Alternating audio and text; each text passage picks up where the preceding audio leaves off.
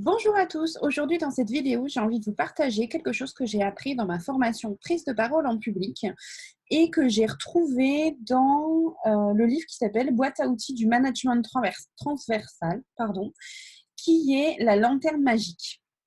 Je vais vous partager mon écran et je vais vous expliquer en fait ce qu'est la lanterne magique et pourquoi elle est intéressante. Alors, cette lanterne magique, je m'en sers effectivement quand j'ai des interventions à faire, on va dire des prises de parole en public, ce qui ne m'arrive pas hyper souvent. Par contre, j'aime aussi m'en servir quand je fais des pages de vente. Et c'est dans cette optique-là, en fait, que j'ai envie de vous la partager pour que quand vous fassiez vos pages de vente, voire vos prises de parole en public, vos interventions, si vous avez des conférences ou ce genre de choses, c'est intéressant de se poser ces questions qui convergent vers un objectif final, comme vous allez le voir dans cette lanterne. Alors, je vais vous partager mon écran.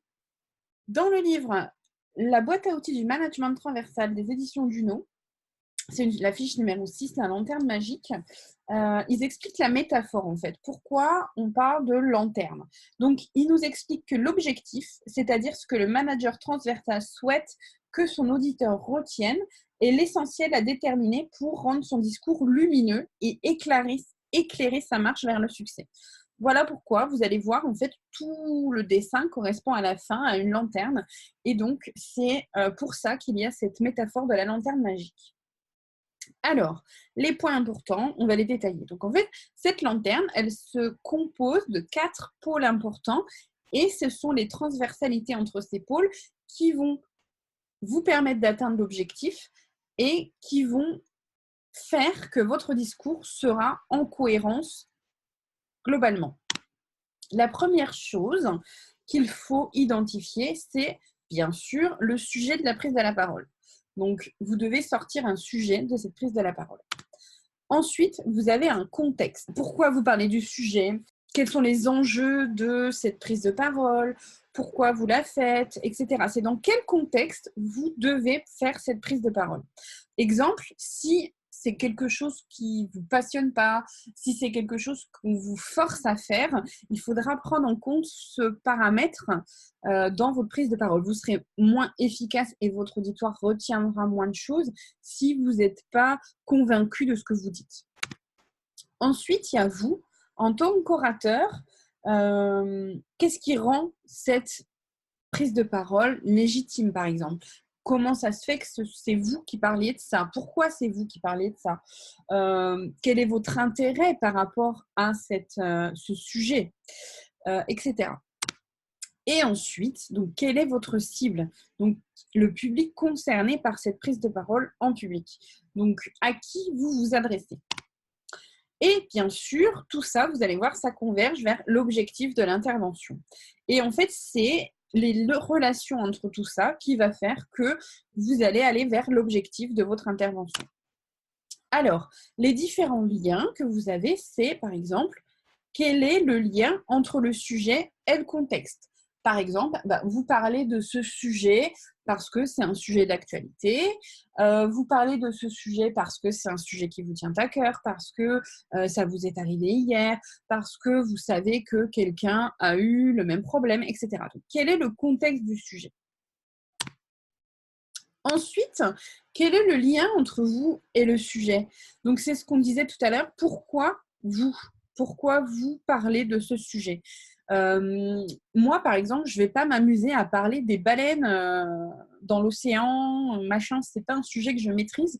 Je ne suis pas légitime. Je ne suis pas légitime à parler de ce sujet. Alors, il faut que vous fassiez le lien et que vous expliquiez à votre auditoire pourquoi vous parlez de ce sujet. Vous pouvez parler des baleines, mais vous pouvez dire, voilà, on m'a demandé de préparer un exposé sur les baleines, je ne sais pas du tout, c'est pas mon domaine, donc je me suis préparée, donc soyez vigilants. Vous voyez, ça peut apporter une justification de pourquoi vous êtes l'orateur. Ensuite, quel est le lien entre la cible et le contexte?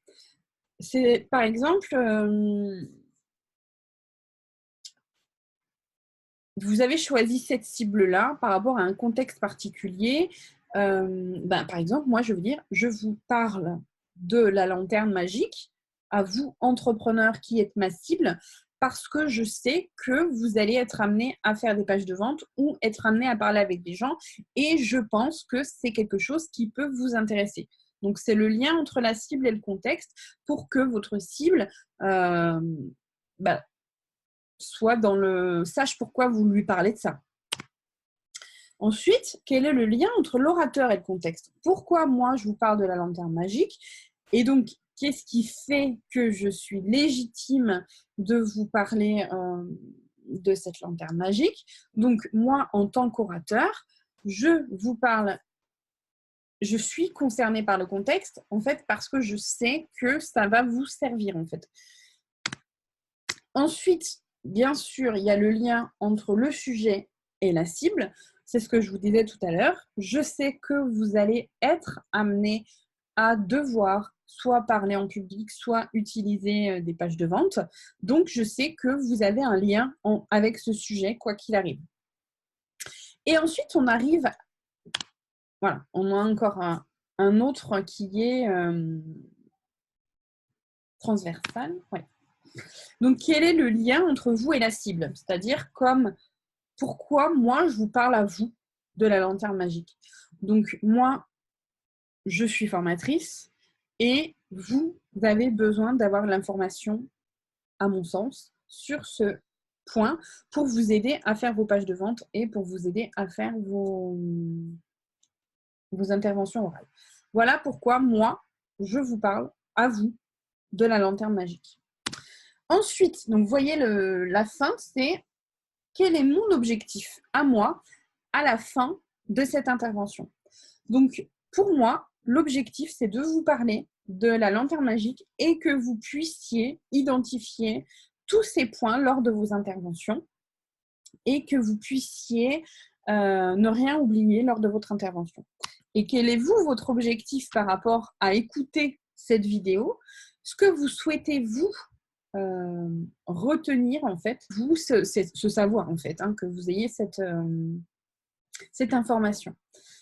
Et en fait, les risques qui existent dans cette lanterne, et c'est pour ça que je trouve important de vous la présenter, c'est la globalité.